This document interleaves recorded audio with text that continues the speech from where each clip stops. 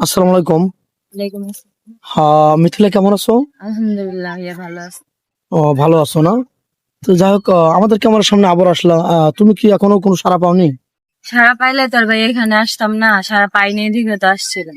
আচ্ছা, তোমার বয়স তখন কত বলছিলে? 21+। হ্যাঁ। আচ্ছা, যদি কোনো প্রবাসী ভাই 10-12 বছর ধরে বিদেশে গেছেন, তার বয়স 40-45 হয়ে গেছে গা, বা 35 হয়েছে, ওরকম ম্যান হলে তোমার চলবে কিনা?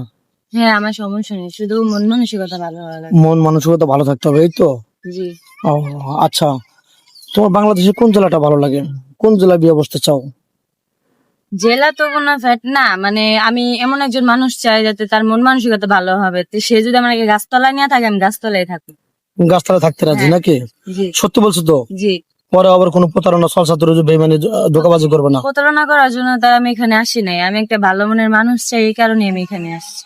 আচ্ছা, তুমি যে স্কুল জীবনে ছিলে, তোমার বান্ধবীরা কারো কি বিয়ে হয়েছে? বান্ধবীদের বিয়ে হয়েছে? বান্ধবী তো প্রায় সবারই বিয়ে হয়ে গেছে, খালি আমি। তুমি আছো শুধু না?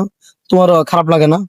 খারাপ লাগলে কি করা, কারণ আমরা গরিব, আমাদের ভালো লাগা বা ভালোবাসার মতো আচ্ছা, মানুষ তোমাদের ওদিকে ইচ্ছা যৌতুক করে। কিরকম লাগে? জি।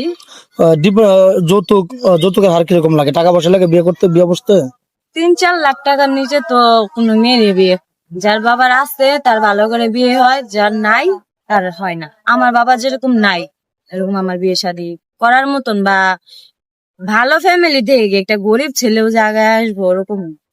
ও, আচ্ছা, তাহলে তুমি চাচ্ছ একটা ভালো মনে মানুষ যৌতুক ছাড়া যেন আমাকে বিয়ে করে, আমি হ্যাপি থাকতে চাই। জি। স্বামী বা সংসার তো তুমি আগলে রাখতে পারবা নাকি? অবশ্যই। তোমার কি যৌথ ফ্যামিলি ভালো লাগে না সিঙ্গেল ফ্যামিলি?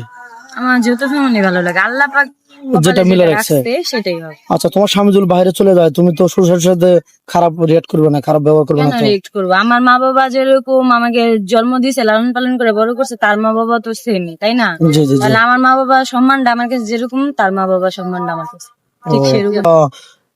বিয়ে শাদী করে কিভাবে জীবন সংসার গোছাতে চাও, এটা দর্শক বন্ধু একটু জানতে চাই।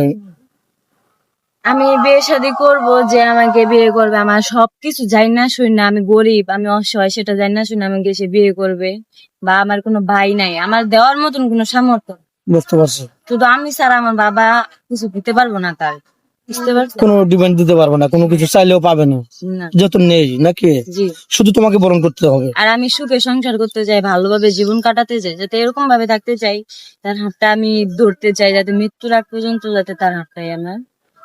আচ্ছা, ভিডিও লং করতে চাচ্ছি না, 2-4 মিনিটের মধ্যে জীবন গল্প শেষ করা যায় না।